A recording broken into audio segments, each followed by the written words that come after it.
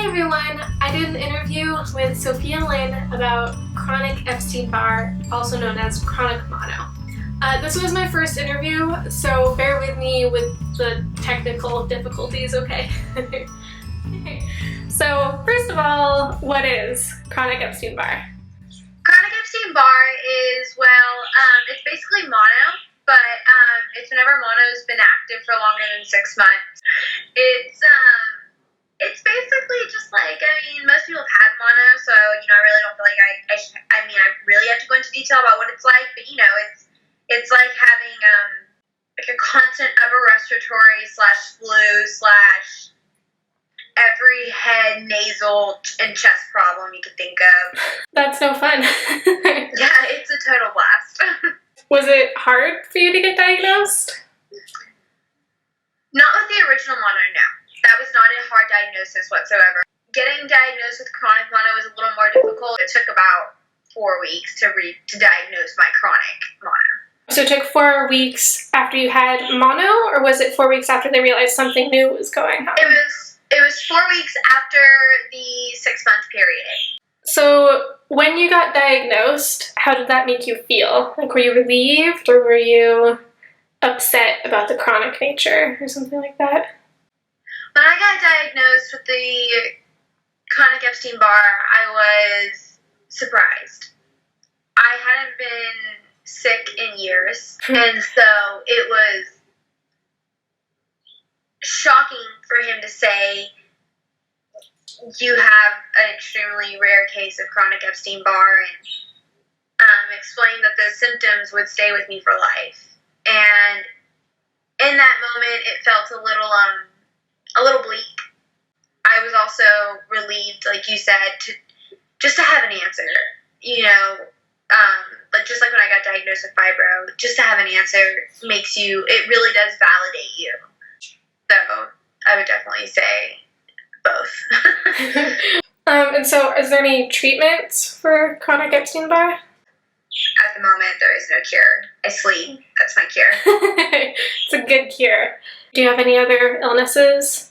I do, that I can think of off the top of my head, and all of them have stemmed from me having Epstein Barr. I have fibromyalgia, and it's extremely painful. I have syncope and epilepsy. Those two together, I do a lot of passing out. I have narcolepsy and cataplexy. Cataplexy, my limbs stop working like they're asleep. And then narcolepsy, which is pretty commonly known, is just where I just fall asleep. All of it has kind of intertwined to create a very bad anxiety situation for myself. So, yeah, those are the things I can think of off the top of my head. It's a lot of stuff.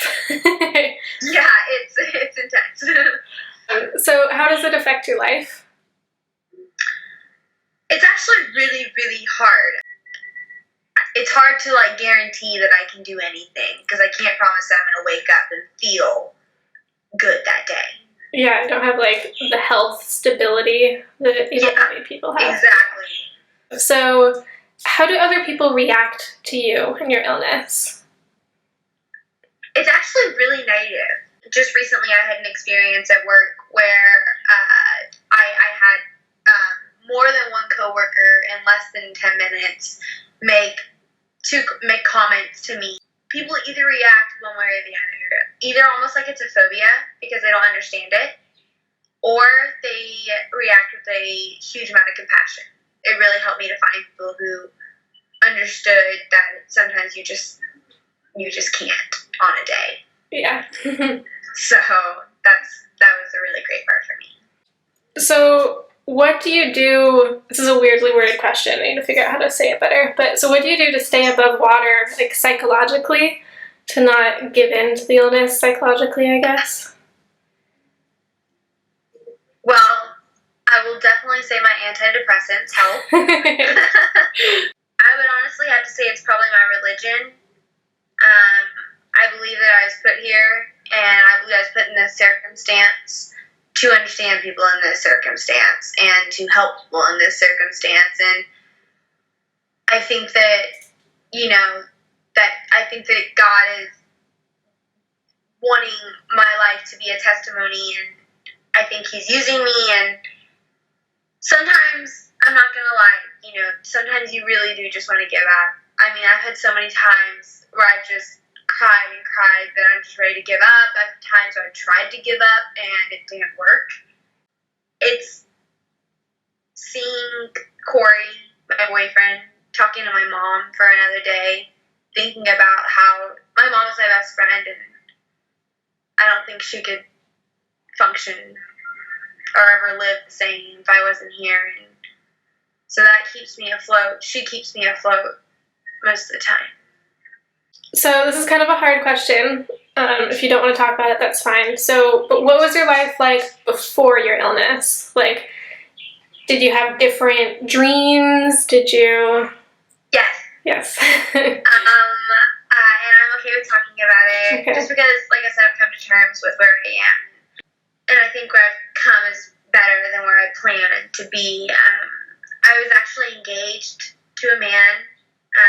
Even though I was very young, we've been together for a very long time. And I was engaged to a man in the Marine Corps. And I actually, got mono from him because that was how I found out he had been cheating on me. My life was active. I was being scouted by colleges for volleyball. I used to also do competitive cheer, so I was a very active, I had a very sporty lifestyle, and everything that I am now is what I was not then, but it's helped me because, I was very cocky and very rude and very self-centered, and I feel like being ill has humbled me in a way. All right. Thank you so much. That's it with the questions. So, thank you so much for being a part of this. Please like this video and subscribe to the channel. I put out videos every single week, and once a month I put out a video where I interview someone just like this one. If you would like to be the person that I interview next month, please leave a comment down below or email me at theunbrokenshanios@gmail.com. My name is Shannon Schneider, and that was Sophia Lynn, and we may be sick, but we are not broken.